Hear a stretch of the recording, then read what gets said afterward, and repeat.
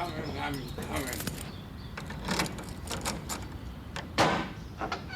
Ah, hello.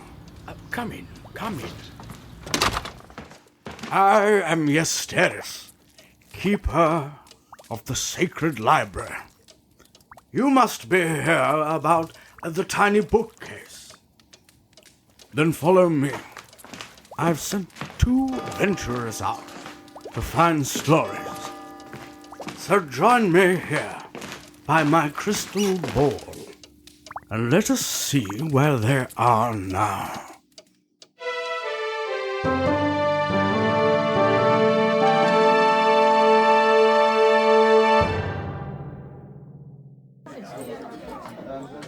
This beer is bloody good. Here, do you know there's a glowing orb in your bag? Oh yeah, that's the wizard's, ball. Where the bloody hell are you now? We're in Rumpeldumper's Wine Bar and Grill. By my beard, who is that? This is Gary. He's our mate. Well, he better have a story. I might do. How about these two ease me into it first? Right, I'll get another round in. Don't forget, this week's prompt is Under the Ice. I know. Right, good luck.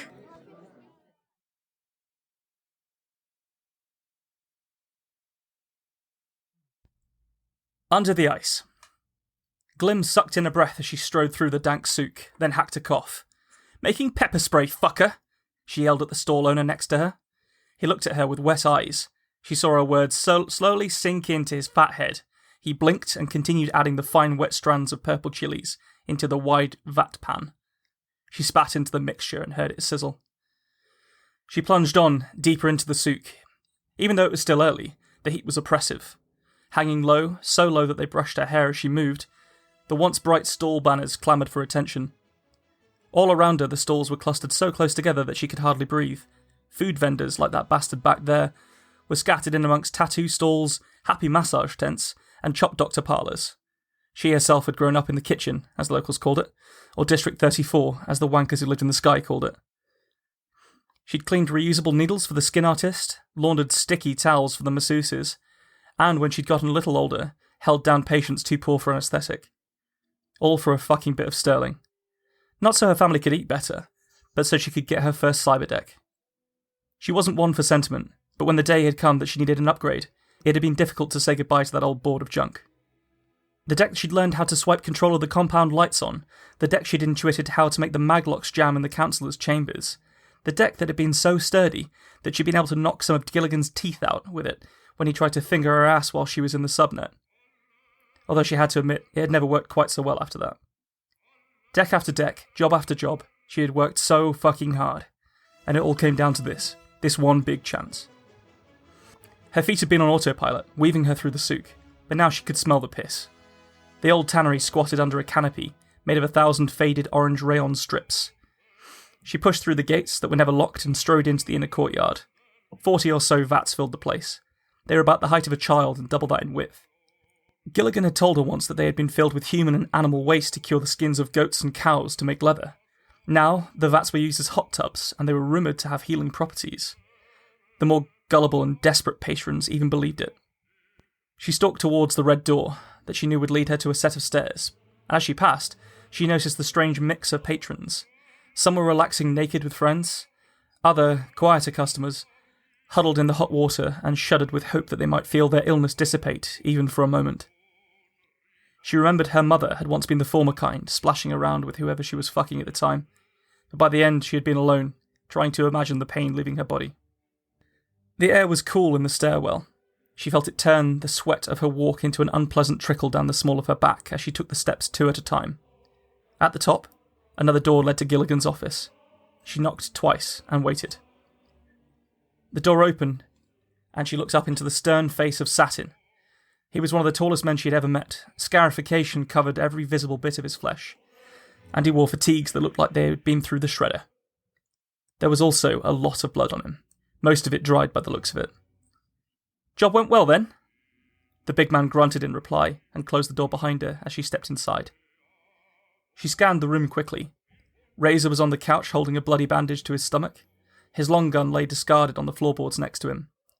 Carnage was sat on the small balcony, smoking a cigarette, Even from across the room, Glim could see her hand was shaking. Gilligan was behind his desk, fiddling with the incense burner he had bought from District 28. That had been a good day. They had used the mag rails to get across the city, and for a brief moment, she had looked out of the window and seen the compounds of the elite up close. District 1, as it was known on paperwork, was widely referred to as heaven by the scum who lived on the surface. Scum like her. High above, at just the right height to get the best weather and clean air, those fuckers lived lives of luxury and enjoyed power without limits over the millions that scrabbled around in the dirt beneath them. The entirety of District 1 levitated above the city, seeming to float with awesome grace. It had been over in a flash as the magrail carriage descended into a dark chute. Gilligan smiled to see her, although she noticed that a few of his gnashes were brighter than the others. The chop dock he had seen after her assault hadn't managed to quite get the shade right. Glim smiled back. Looking good. Sweat suits you. Gil, you got it? Oh, we got it. He hefted a large container from behind the desk, grunting with the effort as he did so. It was about the size of a man's torso, and the gunmetal it was made out of looked like it had been through a war zone. Glim thought she could see the scorch marks of incendiary rounds across the lid. However, despite the damage, the 3 letters printed in black on it were unmistakable. Ice, she whispered. You bet your ass. Gilligan looked smug, like he'd been the one to do the job, and not in fact sat in his comfortable chair all night drinking. Glim examined the container, tried to move it and found it was extremely heavy. The connectors looked like they'd taken a few slashes to cut, likely Saturn's work. She swung her bag around and placed it on the desk, scattering papers onto Gilligan's floor. From it she pulled her tools, a few cables, and her current cyberdeck. The deck was as low profile as it could be, while still being a computing powerhouse, worth more than the bar and spa tannery. You going in now? Gilligan seemed surprised. Glim wasn't even listening anymore. In front of her lay the key to something she had dreamed of since before she could even fully verbalise what it was that she needed from life. How many friends had she lost taking runs at the high and mighty? How many people left brain dead from daring to reach for the sky? Her hands worked steadily as she connected her deck to the ruined wires that sprouted from the side of the ICE. Behind her, she could hear Saturn dragging a heavy chair over to her. Thanks. Glim sat back into it. It was comfortable and well used, but never for this. In front of her, the deck was lighting up as the initial processors began to play across the systems. There was no view screen, but she wouldn't need one. Glim felt at the side of her deck and pulled on a connector which extended, trailing a purple wire. The connector extruded 2 prongs as she brought it up to her head. There was a satisfying click as she jacked it into the discreet port behind her ear. She flicked the switch on her deck and felt her consciousness explode. Her perception was catapulted into a realm most people would never perceive. Around her, the matrices that governed everything spun and sang to her in a panoply of colour and information. There was no body to worry about, none of her normal senses to confuse her. There was only the subnet. Glim moved like a barracuda through it. As she moved, her brain processed it and sent information 1,000 times faster than she could have typed it. This is where she had rejected the life of poverty that she had been born into. Always working for sterling, always looking for that edge she needed. And now she had it. Around her, the ICE's identity was an armoured shell. It wouldn't last long, but it might get her through the upload. ICE had taken a lot from her over the years. Intrusion, countermeasures, electronics. It was the boogeyman to all hackers throughout the world. If it gets you, you're dead. Really dead. She had seen it from the other side as a child. Her brother's head had suddenly lolled as he pissed himself. He had been attempting to manipulate their mother's medical records to ensure she got the treatment she needed. Unfortunately, he had needed to be in a heaven network to do that, and had been trapped under the ice. By her perception of the subnet, she could see she was close to the upload point that would get her to heaven. It shone so brightly that it put the rest of the subnet into murky shadow. She plunged into the light and saw the first defences appear. Firewalls she had never been able to put a dent in began to melt before her as she rocketed along the upload. She felt the analysis systems that had been put in place to stop and kill hackers crawl over the ice shell she had formed around herself. Then, suddenly, she was through and clear of all of them. Heaven's network enrolled in a beautiful vista. Unclogged information conduits flowed smoothly with the lifeblood of the elite. Bank information, porn, secret government initiatives, she could see it all. Back home, this would be enough to make her richer than Gilligan. But Sterling had only ever been a means to an end for Glim. She began to unload her pre-prepared payloads of code like a stealth bomber. Clean systems began to go haywire, information was diverted, and vital readouts became erroneous. She liked to imagine that even in those first few moments, the elite could feel the world tilting beneath them. She pushed deeper into the guts of heaven, leaving a trail of terror in her wake. Finally, she found what she was looking for. The magnetic levitation systems that kept heaven aloft. It had been one of the first areas to be protected in the internal subnet of heaven, and repeatedly reinforced since then. But it couldn't repel heaven's own ice. She was in. It was almost too simple. She quickly inverted the system, knowing full well that 1 billion tons of sky metal was about to fall. Heaven would likely crush districts 2 through 12. After all, why just destroy the elite when you could also ruin the middle-band bourgeoisie? Her task done, she turned to leave. It wouldn't work to be caught on the wrong side of the upload when this happened. Her consciousness smashed into the walls she had so easily passed through to enter the control hub. Those walls had now solidified as black barriers. The ice shell she had hidden inside shattered, leaving her naked in the heart of heaven. This was black ice, lethal to anything it touched. She must have tripped some defense mechanism with her actions, and now she was sealed in. Panic gripped her, and she cast about to check the functions she had initiated. They were still going, but she couldn't afford to wait any longer. Glim gathered her courage and flew at the ice, slinging defensive code and desperately hoping she could break through. The feedback shot through her, so cold it was searing. It traced every nerve ending she had and filled them with pain. She was rendered defenseless as the ice tore her mind apart. Satin looked down at the piss pool creeping towards his blood-spattered boots. Fuck. She's under the ice. High above, heaven was falling. That was super cool, man. It was very, very cool. Yeah. Really slick It was- little universe. It felt like a Shadowrun campaign set in the movie Elysium, but achieving the things neither of those quite managed to pull off for me. So I really enjoyed that. I do dig a bit of cyberpunk. Or biopunk. We learned that last time. Oh yeah, we did learn that last time, yes.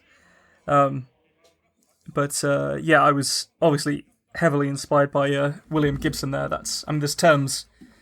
I don't know whether he actually came up with it, but ICE in particular, like ICE, It's it's a staple of cyberpunk. Along with like cyberdex, and I had to come up with a new name for the internet because I didn't want to use that, so I just went with subnet. It's no better or worse than anything else that. It's a functional term. When naming stuff like that, functional terms are best, right? Hopefully, whatever your audience can just get what you mean is what's right, I think. And especially when you're writing in like a cyberpunk style and with cyberpunk themes, there's going to be a lot of jargon getting thrown around, so it's nice if it's got an edge to it that people can understand immediately. I would like another story about satin, please. That's that's absolutely up there. It's just a big, long man covered in blood. Why not? Yeah. The district itself felt like a very real place, which I thought juxtaposed very nicely with like the unreality of heaven being elevated from everyone and separate. Oh, thanks, man. Yeah, the district was modelled on in my head on Marrakesh, and that's why I used the term souk quite a lot. You could see that, especially with, like the way you described like the colours I was picturing was very. I got a Hellboy 2, the Golden Army, the Troll Market sequence. Yeah, I got a real that vibe out of it. Though I dig that kind of thing anyway. Any kind of surreal fantasy marketplaces are always great. There's always just cool stuff in them. I think they are, as a set piece, they always work really well. And I was actually really intrigued when you took it out of that into a back room, because it felt like, oh, there's something under this magic world. Ooh, something illicit is happening here. Bad things for bad people. Or good people? It's your decision, your moral decision. Oh, come on, she's a terrorist. Oh, just like Luke Skywalker. Of course he is. He's a murderer. Mass murderer. Okay, that's 2 for 2 on Star Wars Podcast. If history has taught us anything, it's that you're only a terrorist if you lose. Coming in early with the controversy, beautiful. Right, so have you got a story for us, Nick? Go on then. Kelly used her straw to poke gently at the rind of the slice of lemon floating in her cocktail. With a series of deft prods, she forced it under the ice cubes, before the buoyant nature of the fruit sent it bursting out from between the glistening blocks. Instinctively, she began prodding at it again with a pathetic implement. The straw was made of black plastic and ludicrously thin, such that if you tried to drink alcohol through it, you were more likely to collapse a lung from effort than ever get drunk. It had an air of something bought to look good in a straw-like fashion when nestled into a glass of badly mixed fluids. The kind of thing a budding cocktail maker bought as an afterthought when they'd already sunk £30 into a stainless steel cocktail shaker and considered themselves all in. Pushing the straw aside, she took a sip of the drink that had been handed to her.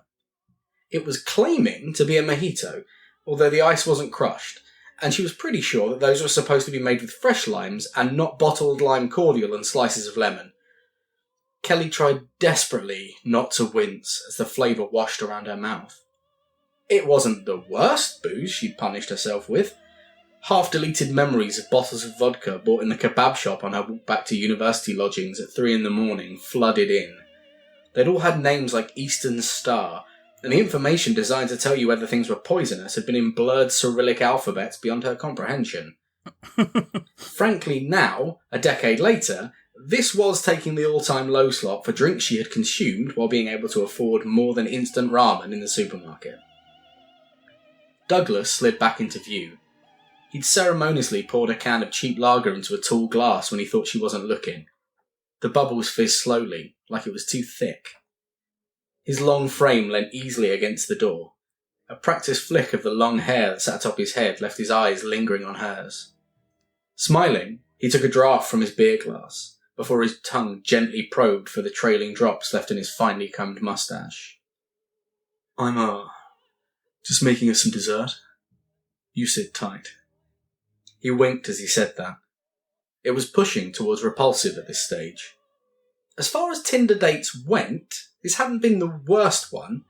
Frankly, at this stage for Kelly, geographical immediacy and not receiving a badly composed photograph of a cock in the first 3 lines of exchanged dialogue was ticking enough boxes.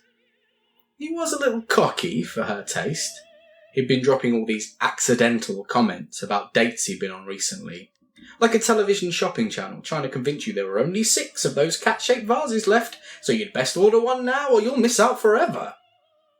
But regardless, she had ended up sat in his little flat in a threadbare burgundy armchair. He'd put on the one CD of jazz that he owned. The man was a walking cliché. Half forgetting its taste, she sipped the mojito again. It was like citrus and vinegar, all acid, no sweet. He needed to use sugar, and buy soda that didn't have the metallic tang of the cheap stuff. Standing, she went to her business, slowly removing the articles of clothing she was wearing. It always took them by surprise if they came back and you were naked. Some men would immediately lose their minds. Most men. As each article of clothing came off, she folded them in the practiced fashion she'd used at home. Shoes on the bottom. Nothing inside or it gets lost in the toes. Large items underneath. She hadn't worn underwear. It was too easy to lose.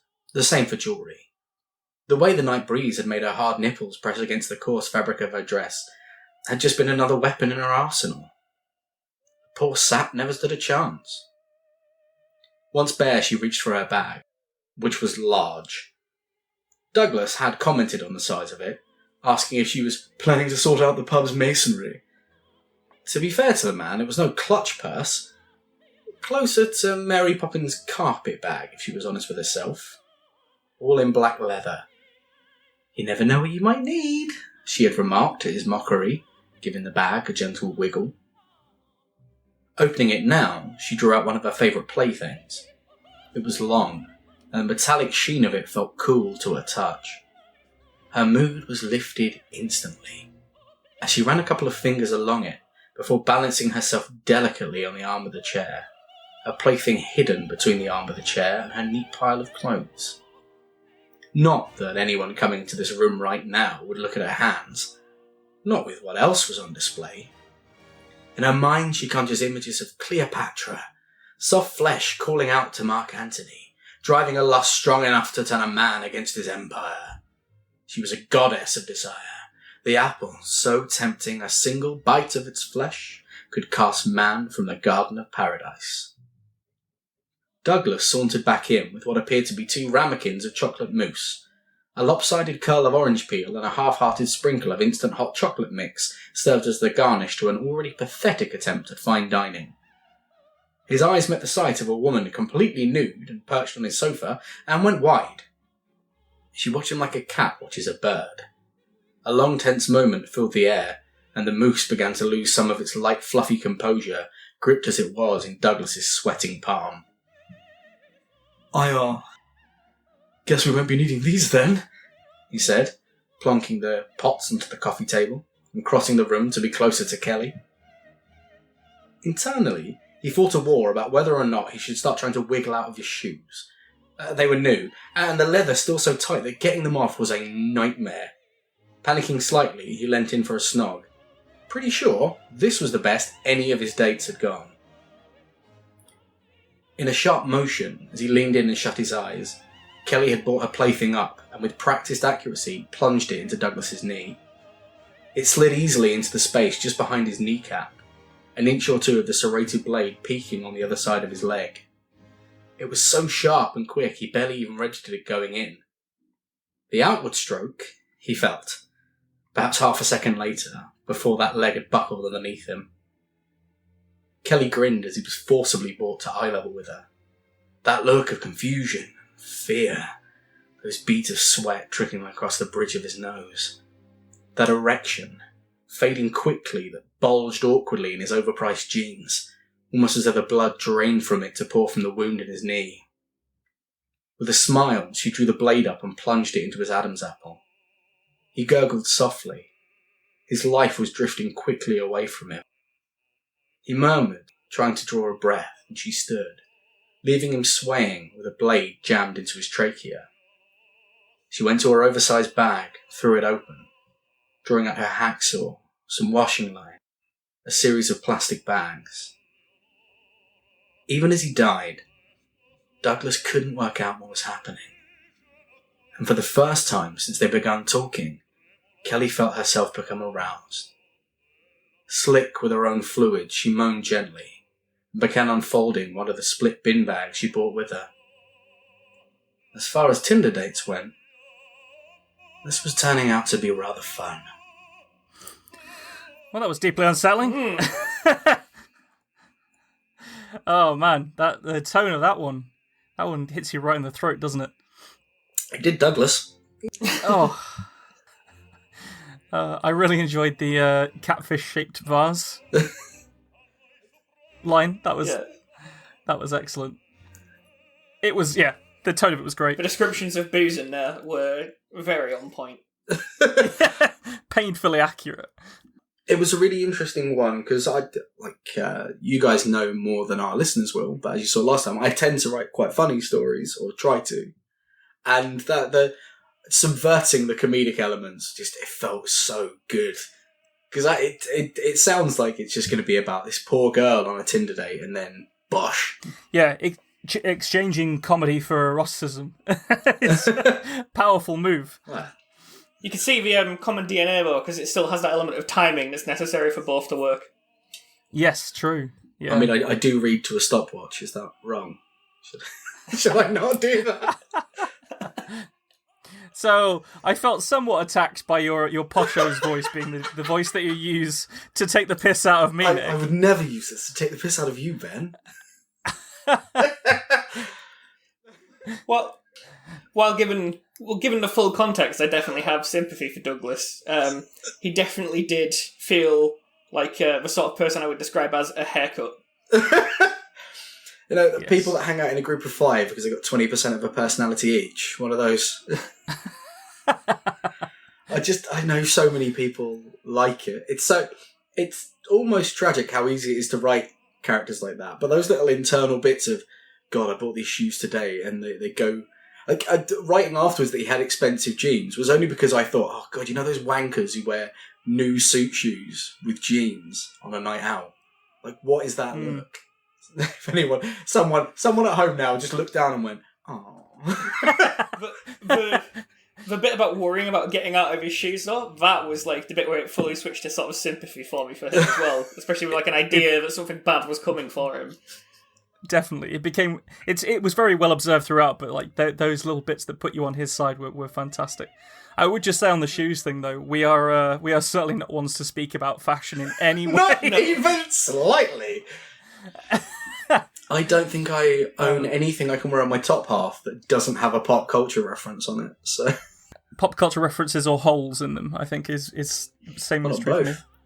Yeah, the only top half clothing of mine that doesn't have a pop culture reference is Hawaiian shirts. So, oh no! I'm going to fully confession now. It's currently the lockdown. Anyone listening in the future? This is during the lovely COVID-19 lockdown of 2020. I worked the other day in my watermelon print swimming trunks because they were close and I couldn't be bothered to get trousers out. And I think that might be the lowest I've come during this pandemic. So 2 things. The first is I think you're being alarmingly hopeful to assume that this is going to end anytime soon.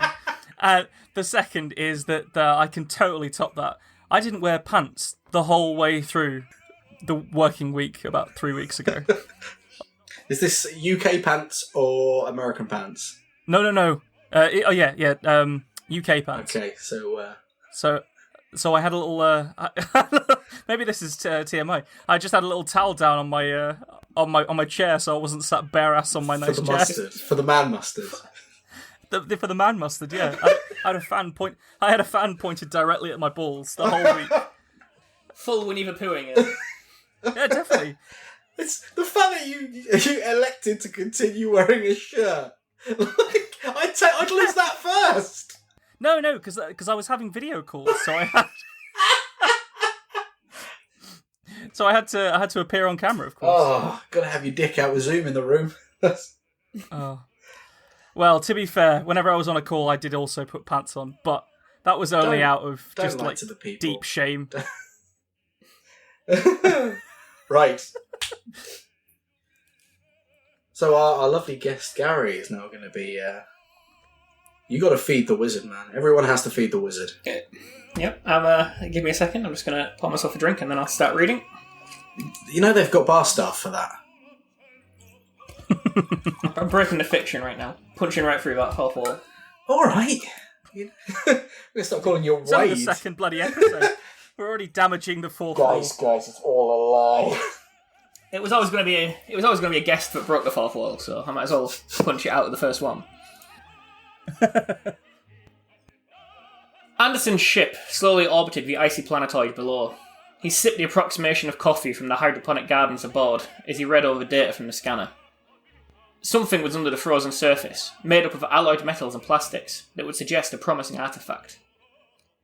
He sighed and rose from the command chair. "Bob, prep the dig pod," he commanded, and the computer running the ship's automated systems chirped to life.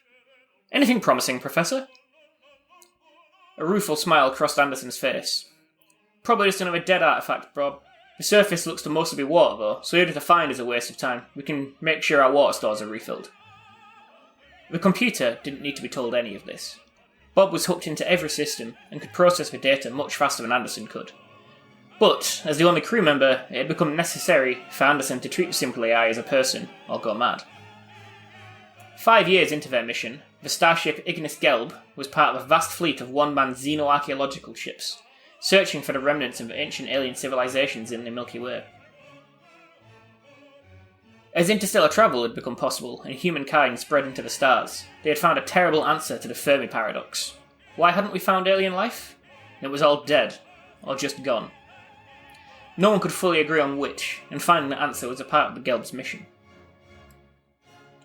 The ship was almost entirely automated and self-sustaining. Large gardens provided food and oxygen, while solar sails provided power.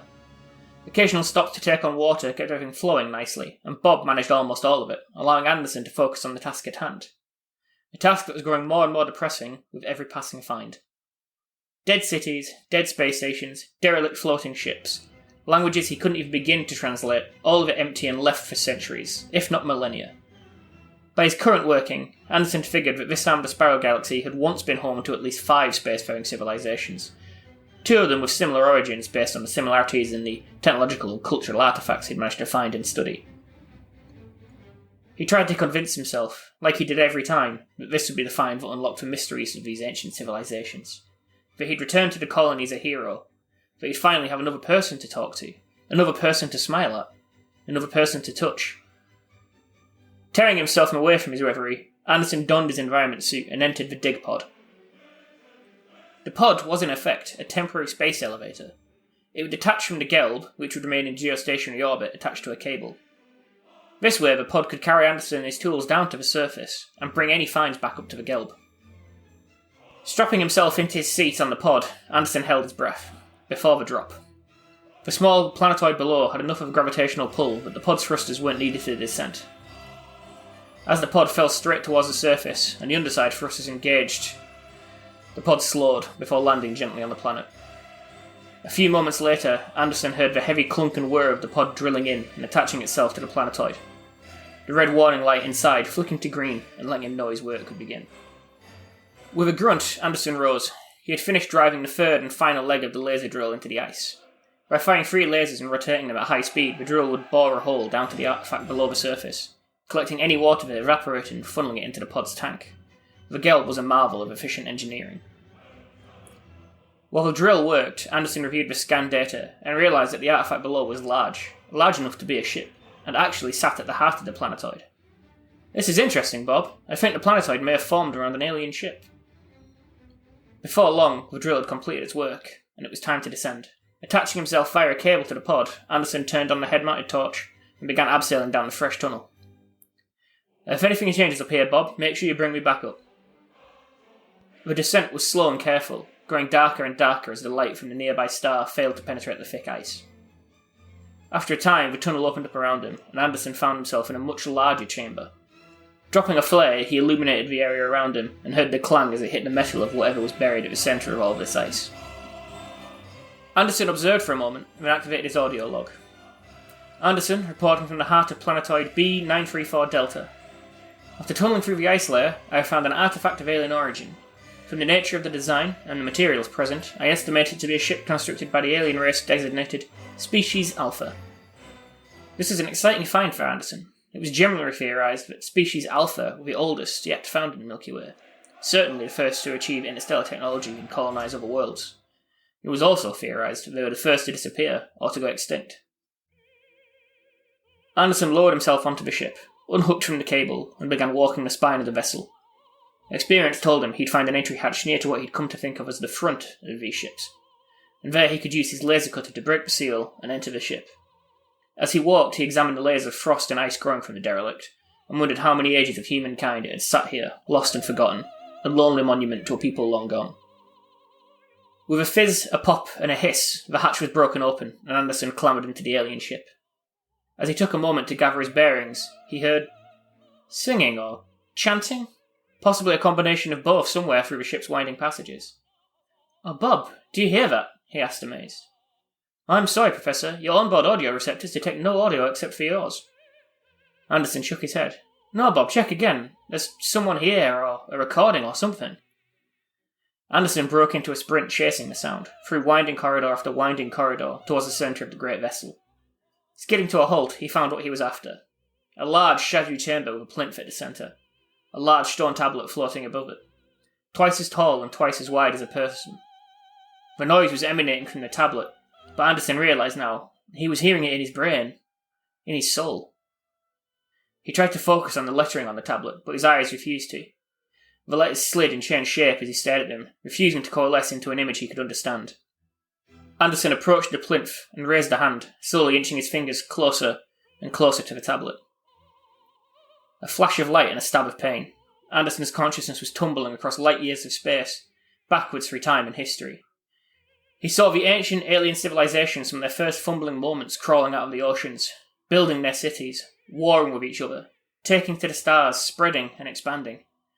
As varied in appearance as they all were, they all had the same path. They all found the tablet. They all found the word, the presence of the being that lived within. The unknowable other that lived within. The God that lived within. He saw the grand religious ceremonies, the rituals, the belief and the sacrifices. Whole civilizations giving themselves over body and soul to manifest their God into the world, if only for a short time. All is led by a high priest, one who spoke with the God's own voice, a vessel for salvation, a dark reckoning wiping civilizations from the face of reality, consumed within the great unreal entity birthed onto the fabric of the universe for fleeting, glorious, terrible moments. And then gone. Anderson found himself back in the chamber. He was holding the tablet now, but it was not only him looking out of his eyes. He wasn't alone. He'd never be alone again. And when he returned to the colonies, humanity would never be alone again. Very, very cool. Yeah. Before we say anything else, when you first said Bob, I, for a moment, was like, has he just given all the crew members of this ship really standard names? And then it turned out to be an AI, and I was very relieved. I was like, he's going to be like, Bob, check the planet. Steve, get me a coffee. Jeff, look at the radar. I was very happy that Bob was an AI.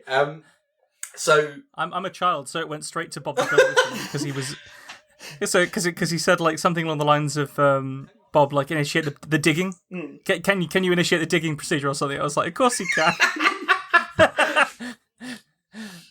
Oh no, that was space horror, really nice space horror, like shades of Alien, Moon. A little tiny touch of their like Halo Forerunner stuff as well. That was really not enough to be it's the same story, but that same kind of feel. Like that unknowable. I like it when Star Trek did it too, where man is that step behind on all the space stuff. So when we get there, it's like, oh, shit's already gone down before we even knew what the rules of the game were. That's tight. I like it. Yeah, Precursor Races are a fun trope. I really enjoy. I always really like them as well. The idea that something else has come before you, and especially with the way that you handle it, which was that you're going to share their fate. Is really cool. I think that was a cracking story. I really felt the atmosphere, and it was drenched in SF tropes. We've been having a lot of science fiction, haven't we, over these first two episodes? We're gonna have to get some like political stuff. What's the opposite of sci-fi? I don't want to say fantasy because fantasy is just sci-fi, but you swap aliens for orcs. That's anyone who says otherwise. It's wrong. Oh man, but because I like sci-fi, that's fine by me. Also, people get really annoyed when you say sci-fi. They say they want you to say SF or science fiction. Sci-fi is sort of deemed almost as like a slur on the genre. We have high fantasy and low fantasy. I feel like we need something similar for science fiction. Well, people say hard SF for like. So it's like Asimov and that kind of thing is like hard SF. Yeah, hard SF like is more on the science than the fiction part of it. I mean, if I wrote a book now with an iPhone 13 in it, it would be science fiction because that hasn't happened yet. It's like choosing to say it's the science that's fictional. Because to me, it's still a fantasy book, but the setting is space, really. I know I'm getting added for that, but... Well, that's sort of why, like something like Star Wars is sort of widely spoken of as a space opera. It's not a sci-fi movie, really. Because it's it's a grand fantastical story that happens to be told in space. So I think with the science focus, it's always better. Like Forever War, when the science is a real big part of it. I think that's definitely a science fiction book because the science is key. Yeah, and then you have like military sci-fi as well, which is like the military side of it sort of comes to the fore. It's more about like that sort of language and that sort of character. Well, you do get quite a lot of that in the Forever War as well. Like it's all. That's because it's a response to Starship Troopers, though, isn't it? It's space colonialism. Love that. But I think it's about time to ask our guests some questions. I think we should grill the boy. So, this one's we'll start off with an easy one, Gary. What are you reading right now? Like, what's on your current reading list? So on the docket at the moment, I am these days because of my job as a web developer. I spend most of my day looking at code. So most of my reading gets done in the form of audiobooks, either on the commute or just before going to bed. So right now, I'm going through a recommendation from Nico, actually. I am on book 2 of the Kilo 5 trilogy, which is a series of novels set in the Halo universe. Oh, right, okay. I've never read any Halo books. They're a mixed bag. It's much like the sort of Star Wars tie-ins and well, any sort of tie-in, like the Warhammer things. Some are good, some are bad. A lot of the Halo ones are actually quite good because the universe is more interesting than is necessarily prevalent in the games. As Nick mentioned previously, there's like the precursor race in it that's come before. And you have this whole idea that there's a group of aliens who worship them as gods, and they're trying to exterminate humanity. And at some point throughout the story of the games, this was revealed to be a lie. It's not a religion, they were... Whoa, spoilers, man! It's only been out for like 15 years. It's 20 now, man. Can you not? Can you not? Oh, but are there any moments in this kind of this sort of expanded universe stuff where you kind of feel like the fiction of the games is like expanded to breaking point at all, or anything like that? No, not really. Since the developers of the game swapped, we've been factoring in the expanded stuff a lot more actually in the game, like to the point where I actually think you probably wouldn't understand the story of Halo 4 if you hadn't read the books. Oh, crikey, really? This might upset Ben, actually. So the main character, Master Chief, John, there's a concept in it, why does he get away with everything? And they do actually decide and announce at one point, well, he has something the other Spartans don't. Luck. And they decide in canon, luck is like a tangible thing, and this motherfucker is soaked in it, right?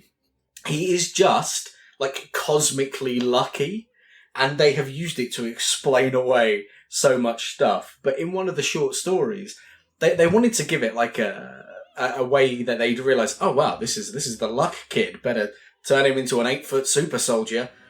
They do it by character Dr. Halsey, who is like she's the scientist behind the Spartan program.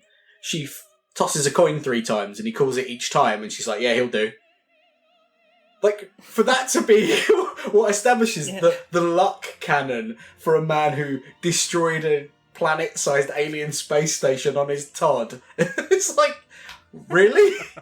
But, other stuff in that setting, like they have a thing called flash clones. So all these Spartans were made because they stole people's kids.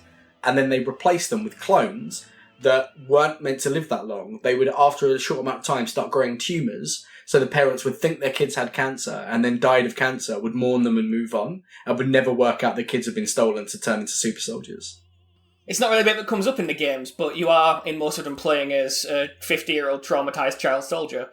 See, when you say it like that, it's more your thing, right, Ben? It's way more my thing. I think we're giving the wrong impression to our crowd there that I'm into child traumatizing or something. That's not... No, he just wants to it's raise an more army of child soldiers. It's fine. I just enjoy actual drama rather than lazy it's just storytelling. really hard to get AK-47s in the UK. So the Spartans were created by a faction called ONI, which is the Office of Naval Intelligence, and they're like the side of humanity that do the really shady shit you have to do when you're fighting a war against extinction, against an alien race dedicated on wiping your species out. And it's a squad of ONI unit that you're following throughout this trilogy, through half of it, and the other half of the trilogy is with this alien faction that have recently found out their religion is a lie. So they're navigating that while this secret operative group are trying to foment a civil war within that alien race to stop them ever being a threat again. There's quite a lot of stuff Right. of this. They're called Sangili. They're the elites in Halo. The big aliens with a curved back and the weird mouths. But there's quite a lot of stuff of this one alien and his wife on their farm bit, and he's like, I really don't... I should go to war, but our children need me. It's so weird. But it's great. Does he just get wiped out by Master Chief immediately? Chief isn't in it. Actually, Chief's not in it. there's some great stuff where, like, normal people... There's a couple of drop troopers who they'll be next to a Spartan called Naomi, and she'll say, right, I'm going to go on 3, okay? And they're like, yeah. And she says 3, and then she hits 40 mile an hour from standing. And they're like, oh my, yeah, all right, we should have gone on, like, -9 then, if you're just going to go like that. It's very cool. It makes them feel very strong. The stuff dealing with the elites is really cool as well, because they were part of this collective of multiple alien races that all got hyper-specialised while they were in this faction. The elites have basically spent like the past 2,000 years just being a warrior culture, having other people do all the engineering and all the farming, and now they're suddenly having to manage it themselves again and learn all these skills that their people have forgotten. Right. We're on good stories already. I'm going to push it to the next question. Otherwise, people are going to wither away to husks listening to the podcast. So, what is the best book you've ever read, Gary? I'd like to say something worthy here, but I am a genre fiction boy at heart. I actually think it's a toss-up for me, and I'm going to say this one. It's part of a series, but it's a standalone book as part of the series, which makes it the best singular book I've ever read. I actually think it is The Heroes by Joe Abercrombie. Okay. Yes. I'm aware that Ben talks about Joe on the episode 1. First episode. Got my boy Joe going. But so it was a toss-up between this and Robin Hobb, but the Farseer trilogy it is a trilogy. It stands as a trilogy, whereas The Heroes, I think, stands alone as a book. You could read it as the only Joe Abercrombie you ever read, and you'd get everything that you can get from that book. Folks at home, that's 2 for 2 on Star Wars and Joe Abercrombie. Keep the tally running. So it's a really interesting low fantasy novel because it is entirely set over 3 days on one battle. The whole book. That's very cool. And you have characters on every side of the battle, shifting allegiances. Every character in it is very well realised, very complicated. Even some of them who you don't even follow for an entire chapter. There's several times in the book where the perspective you're following switches through the course of a chapter. So in one of them, it's every time a character dies, it switches to the perspective of the character that killed them. Oh, that's awesome. In the battle. And it's one chapter, and you follow about 12 characters in this chapter, and only 2 of them ever show up anywhere else. And the rest of them are like only there for this one chapter, and they still feel like real people in this chapter. And it's like it's a book about the horrors of war, and it is absolutely fantastic. And you've also got a bastard wizard making everything worse, which is sort of how I would describe most of Joe Abercrombie's books. Is that bastard wizard as in wizard of unknown parentry, or no? He is. He's a bastard. He's one of the most detestable characters I've ever encountered in fiction. I would describe him as bad Gandalf without like the Saruman illusions or anything like that. Just straight up bad Gandalf. Oh, very nice. So to flip that one around, what's the worst book you've ever read? So this is going to get... So there's 2. I actually have 2 answers for this one. Good, keep them coming. Ooh. And one of them's going cheating Ben style. One of them is possibly going to get me in trouble with Nick. And the other one will possibly get me in trouble with my dad. Of whom are you more afraid? But you might agree with me, Nick. I've only ever read the first book in the Horus Heresy series. It's about 50 of those things. And it is bad. Because Space Marines aren't interesting as individuals. There is one Space Marine series that is good, and that's I Am Slaughter. That is a really good run, because it's not really about Space Marines, it's about orcs. For people that are unaware, the Horus Heresy is like a prequel series set in the Warhammer 40,000 universe, set in the year 30,000. So, to quickly summarise the story, Space Jesus makes himself some test tube babies, and evil Space Juice makes them fly onto different planets. He gathers them up over a period of time. For example, one of them is on space Greece, so he gets Perturabo from there. And, you know, they've all got different qualities, apart from 2 of them are good at fortresses and hate each other, which is such an odd narrative sticking point. But I actually think those books come second, because they have at least generated some cool shit. Because the Horus Heresy models that Games Workshop have since released are very cool. No, I don't think it's fair to give them a pass on that, because they are ostensibly a company that makes models. So no, but this is the tiebreaker, because the other thing is everything Dan Brown's ever written. And the only thing that came out of those was terrible, terrible movies. Movies that were somehow worse than the books. His entire bibliography, Gary, is that really your answer to this question? Well, I've read all of them, and they're all bad. If they're that bad, why did you read them all? Why did you keep fucking going? in an attempt to bond with my dad over something that wasn't Manchester City Football Club. Oh, that's... I feel really bad now. Oh. just imagine you in the pointing at the Last Supper guy. Oh no, there it is, Dad. There it is. Might be a woman. To be fair, I was also trying to read something that didn't have orcs or aliens in it. Why would you do that? That's a terrible decision. I always find because I've read a few of those books, and the main character is always swimming. Like, his backstory appears to be that he once was a young swimmer, and now he's like a middle-aged man who's a professor, and he still swims. Maybe Dan Brown just likes that Tom Daly otter body thing. He's just laying there. I need to come up with a character. Oh, if he's got a swimmer's body. Thinking about it, when I first started reading the Dan Brown stuff, I'd just come off reading all of Thomas Harris's stuff. So all the Hannibal books. So sort of in like that sort of grounded murder and culture. Red Dragon is an absolute banger. Red Dragon is fantastic. So good. Speaking of Thomas Harris, you can definitely tell he didn't want to write Hannibal Rising.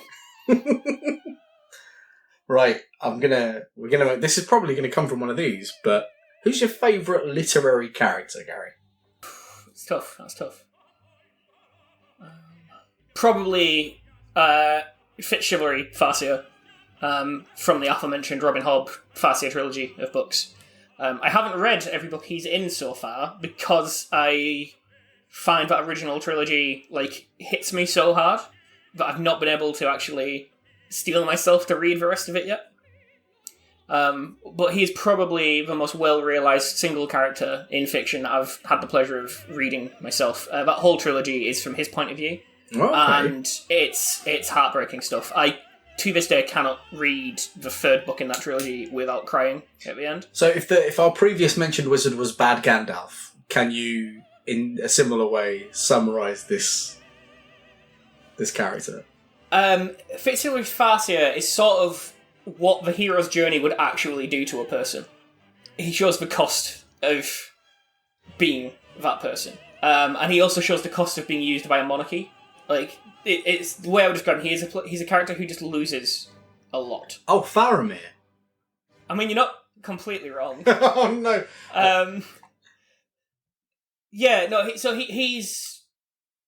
He's this is really spoiled because you learn this pretty early on. He is the bastard son of the crown prince of a realm. So he is politically important and dangerous and disliked by a certain member of his family. And he ends up being trained as a royal assassin to try and make him loyal. And less of a threat and more of an asset. Okay. And from there, everything just sort of spirals away and goes out of control. And he goes through the ringer. Having read those books as well, I would say he is an excellent character, and also this idea that you sort of watch a man's self-esteem being shaped and stood on as he grows up from a young boy to a man is horrifying. This is it as well. You follow him from 3 years old, so it's hard to say who he is as one person because he changes a lot through the course of the books because a lot of time passes.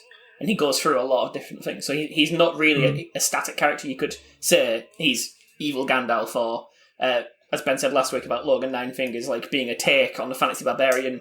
Fitzchivalry changes so much as his story progresses that he doesn't really fit any archetypes. He definitely wears many faces. It sounds kind of like a juiced up version of, I can never remember what his name becomes, but Pug from the Raymond D. Feist magician stuff. Oh, the magician's books, yeah. Far better realised as a character. But I mean that path of starting extremely young and becoming very changed as the time goes on. Yeah, imagine if Pug was made to feel expendable from when he was a child, and then later on did some really damaging stuff to himself because of that. Oh God! If anyone was interested in reading it, Assassin's Apprentice is the first novel in the trilogy, and it's very good. And then Robin Hobb did something that was really unique, and she followed it up with a second trilogy called The Lifeship Traders, which is same universe, but following a completely separate group of characters in a separate part of the world. And written in a different style, which was a very brave choice, and one that paid off, I would say. Yeah, definitely. So, I don't know whether any of your previous answers will tie into this one, but If you could adapt a book, which book would it be, and to what medium would you adapt it? I actually think it would be, Joe Abercrombie's First Law series. I'd like to see that adapted as, like, maybe big budget but short season TV, like 6 episodes a season with a big budget for an hour. Because I'm not sure it's got the broad enough cast to need the full Game of Thrones HBO treatment. What, like a BBC miniseries? Like a BBC miniseries, yeah. But like maybe in conjunction with an American producer just so they'd have the budget. So have you got any headcanon? Like, we had some good fun with the headcanon last time. Is there anyone you would want in it? I think I would primarily like a bunch of unknowns for most of the cast, actually. I think for, like, the core... There's, like, a core trio.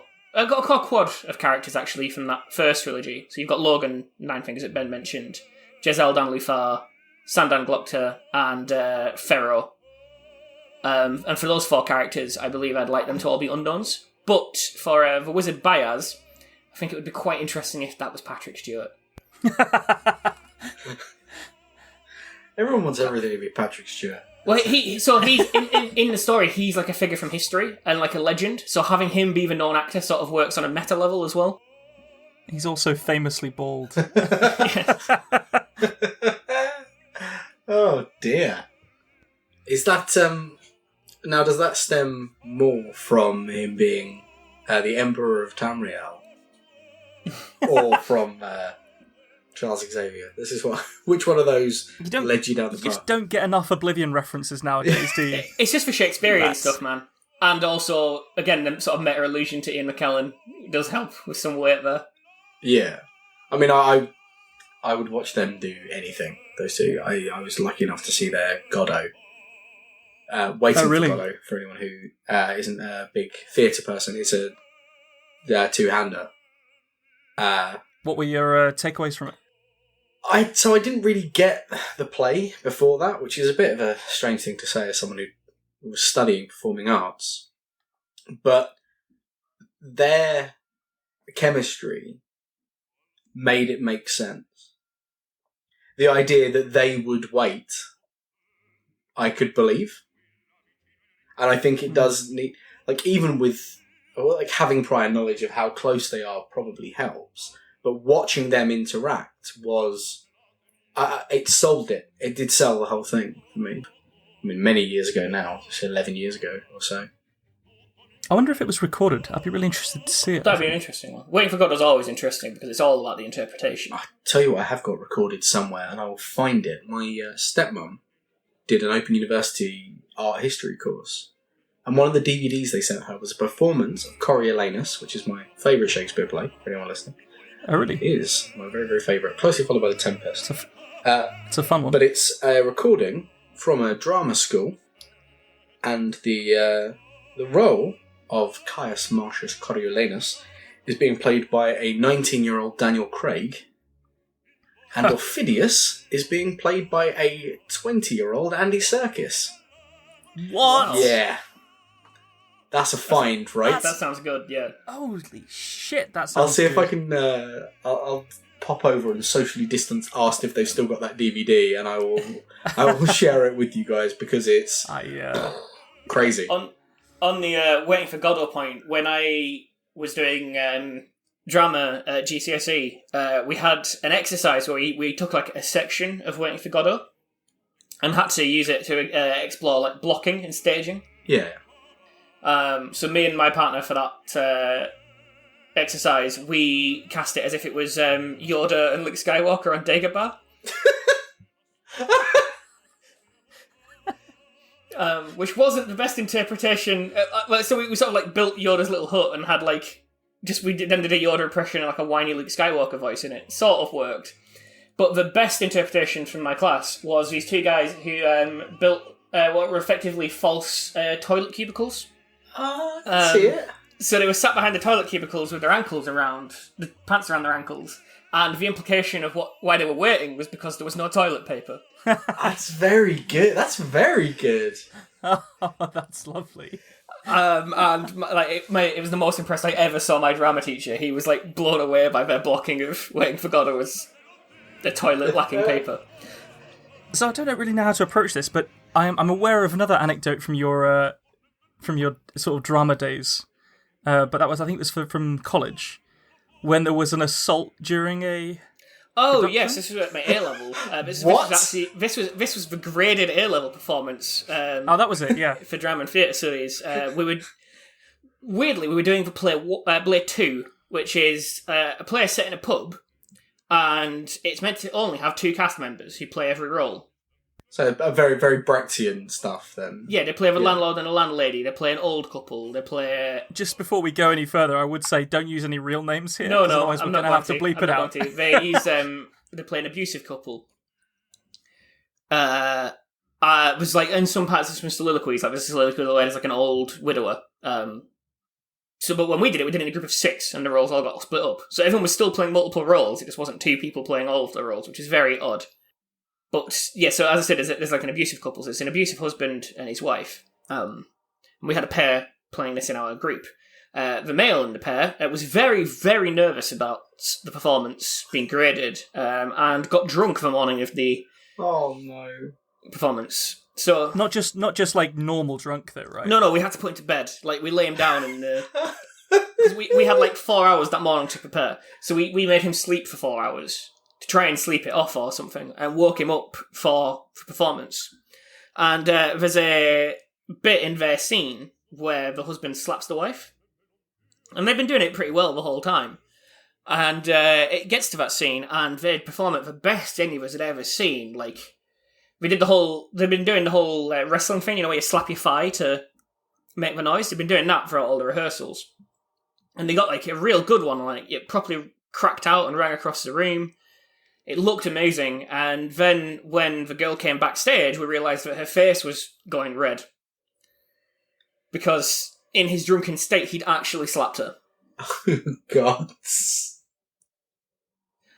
Time to play the game! Thankfully, this was in a Cumbrian sixth form college, and she was from out in the sticks, so a hard-as-nails farm girl. And she took it really well. That doesn't make it alright. It doesn't make it alright, but there were girls in that class that if he'd done that to, like, it would have knocked him out of the chair. He was a big guy. He was a big guy, like, he could have hurt her. So luckily he didn't, and yeah. And she also took it incredibly well, I seem to Yeah, recall. she took it in a stride. Yeah. But she shouldn't have had to. She shouldn't have had to. It was bad. It was really intense. Speaking of taking things in your stride emotionally, we'll phrase this slightly differently. When did you last feel like you were hit in the face by a large drunk man while reading, Gary? Which, if you're the real, because when did you last get completely emotionally compromised by reading? Ooh. It was probably actually the last time I read the Farseer trilogy, because I reread it about a year ago. And as I said when I was espousing about how good I found those books, I can't read the 3rd book in that trilogy without crying. And I did last time, and that was about a year ago. What does it tap into for you? Do you have a button that gets pressed? I think it's just because I care about that character so much. Because he's so well realised. Like, it's... like it'd be like hearing something bad that happened to a really close friend, reading what happens with him. And it's not just him, like, you end up caring about the characters he cares about. And it just hits me very, very hard. Fair enough. Yeah, I think that was the last one. Yeah, it would be that. It would be the last time I read that. And final question here. This actually spun out a bit last week because it turned out my answer was not particularly interesting, according to Nick. But so we need one really disinteresting fact about yourself. What isn't interesting about you? What isn't interesting about me? What is interesting enough that I will think of it? For anyone, while he's contemplating, this is Gary of the Tattoo Gate story from episode 1. It is indeed. This is. So he cannot use Ben's previous fact of I have no tattoos, because you all know. I'll go on the record. Recorded. Post-lockdown, I will get that tattoo. Oh no! Because I want tattoos, but I can't get any until I get that one. Like I can, as long as I have no tattoos, I can make that excuse. I can be like, well, I've not got any tattoos yet, but as soon as I get a tattoo, it has to be that one first. How small is this Man City badge going to be? Is it going to be? Are we going to need sort of microscopes to see it? No, it's got to be on my arm. It's got to be like the shoulder tap. You go for the full Yeah, shoulder. I'm going to get high enough that I can hide it under a shirt, but yeah, because I want to be, allowed in pubs. But if you get full sleeves, you get to have a cool job as a chef. That's the rule now. Yeah, you don't actually have to be able to cook. You can just. I mean, there's lots of pubs you can go in with a football badge tattooed on you. It's just, I'd like to be able to go in any pub in Manchester, or London for that matter. It's unfortunate. Yeah, it's unfortunate that a tattoo like that could theoretically get you thumped. Yeah, I think we hit a nice level on our football rivalry as a City and United fan, but some people take it far too seriously. Probably because I wax and wane with interest in football as it becomes more and more corrupt and horrible. But even then, the fun banter, I enjoy the fun banter of it, but some people just take it too personally. So for some people, it is their entire life, and it's too much of their life, and they get too emotionally invested in football, I think. Enough stalling. Give me your boring fact. Yeah. Okay, boring fact. It's relatively interesting, but it's also not that much of an achievement, so we'll go for it. At the last ever Magic the Gathering Nationals competition for England, I came 36th. Oh, that's a lovely one. I honestly, I thought you were going to say something like a swimming certificate from school. I thought it was going there as well. It's not that much of an achievement, but I did 10 lengths, okay? Tony the Tiger, right on the fucking certificate, okay? Still got the stamp. But yeah, 36th. Out of... I believe there are 600 at the actual tournament that qualified. So that's way better. Qualified players. I thought you were going to say 50. That's actually reasonably good then. It was reasonably good, but it wasn't in any of the actual good prize positions. That is what I would call the story of my life. Reasonably good, not in any prize position. So this is for the card game Magic the Gathering, just for... Yes. Yeah, for the card game Magic the Gathering. Until about a year ago, I was playing competitive Magic relatively seriously, attempting to make a run at qualifying for the Pro Tour. I never got anywhere close to qualifying for the Pro Tour, although one of my friends did. He was doing all right. And there was a small group of us. This is when I was still living in Cumbria before I moved to Cambridge. It was my main social circle was this group of fairly committed Magic players. And obviously no one's doing anything right now because of lockdown. All this year's events have been cancelled. Yeah, unfortunately. It's very strange, isn't it? Exceptionally. The game was transitioning more online anyway, and that was taking away a lot of the joy of it for me. A big part of the fun of doing the tournaments was travelling to places and meeting people, especially the bigger tournaments, because you'd meet people from all over Europe, especially Germans. You met a lot of Germans playing it because they're not allowed to play it for cash because of Germany's strict gambling laws. That's hilarious. So, especially the tournament I went to in Amsterdam was full of Germans. So they would treat a casino the same way that they would treat a hall full of nerds playing Magic the Gathering. If it was being played for money, yes. That's insane. I mean, I had a very similar experience with a game called Blood Bowl. For anyone listening, it's a fantasy world American football simulator. It's really good fun. It's American football, but you have dwarves and orcs and trolls and all kinds of stuff. But I've not been to as many as I'd like to, really. But I do find that the tournament scene, because it's quite a niche hobby, it does bring people in from all over the world, and you're sitting opposite someone from Spain, and then your next game you're opposite someone from Amsterdam, and then the next person's from the Isle of Wight, and it is really interesting to see, especially with globalization as it is now. A lot of these really unique hobbies have become kind of crushed together because the internet has allowed that. And I mean, there are a lot of people who do gatekeeping and would say, "Oh, I don't like it. I don't like the fact that everyone's wearing, Spider-Man t-shirts now." But if you love Spider-Man, just be happy that you can go into a shop and get Spider-Man stuff. That can only be good, right? Oh yeah, big time. Certainly. The reason I clarified the MTG magic thing before because it's whenever you say competitive magic, it sounds like it's two magicians on a stage seeing who can cut their assistant in half first. Surely you're only like a year away from Netflix doing that as one of its specials. Well, it's sort of already. I mean, it's a running gag in Arrested Development, I think, isn't it? That there's a competition between Ben Stiller's cameo magician and one of the main characters who's a sort of fairly shit magician. I mean, I'm looking forward to that Netflix, because it's this. We recently, as a group, for anyone listening, got into a show called The Titan Games on Netflix.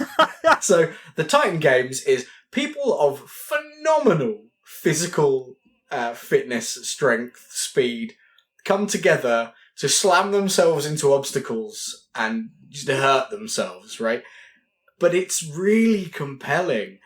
It's shot with the Hell's Kitchen voiceover stuff, so that everyone has a backstory. Everything's really intense. It's the most important day of everyone there's life. I would absolutely watch a show of that tier for magician. I mean, we've got Penn and Teller, Fool Us, which is kind of like that. But two magicians on stage. Wow, Johnny's pulled a dove out of his coat. I don't know what Marcus can do here. 2 doves?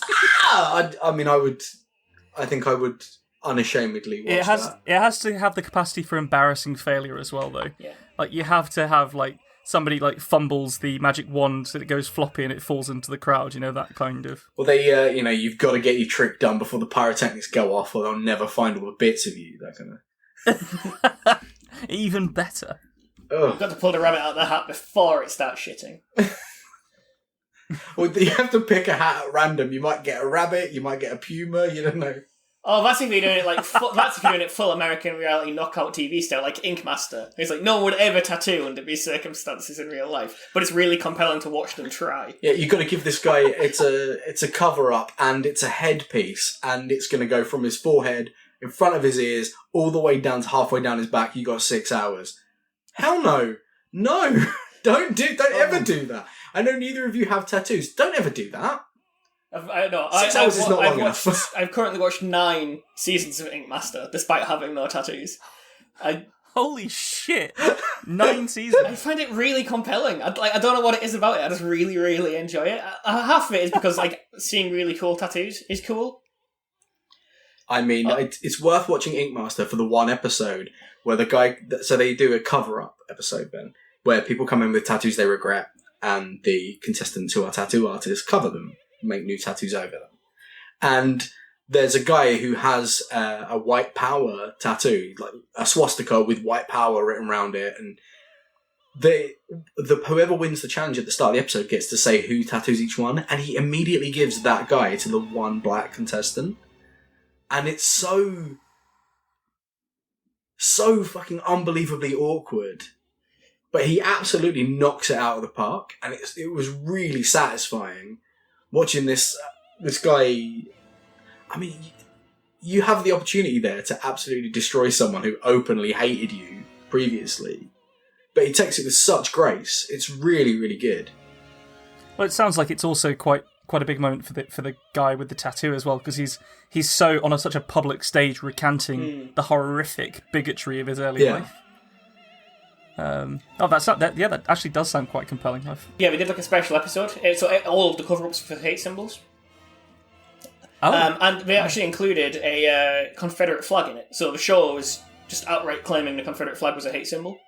Correct. They weren't they didn't equivotate at all. We didn't try and hedge that in any sort of political leaning. They were just they were bundling it along with the swastika and other hate symbols, which is fairly bold for a primetime American television show. I wonder if anybody tried to get a Mickey Mouse tattoo under the radar into that episode. Just really mess with the mouse, Never mess with a mouse, man. Never. Right. You've been a lovely guest, Gary.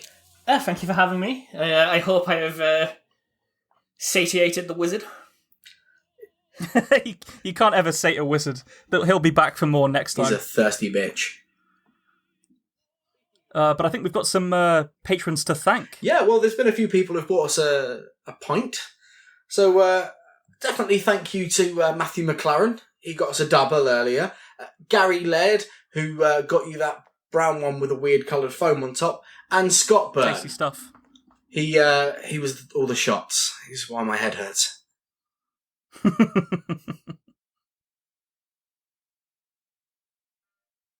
My, what an adventure.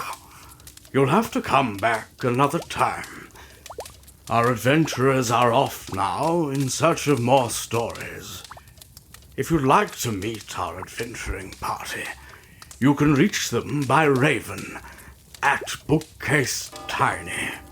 Or, alternatively, you can help them on Patreon to fund their adventures. Those tavern ales don't pay for themselves, I'm afraid. But thank you for joining us. Now get out of my wizard tower. I have wizardy things to do. Bloody do-good as always coming round here when it's something.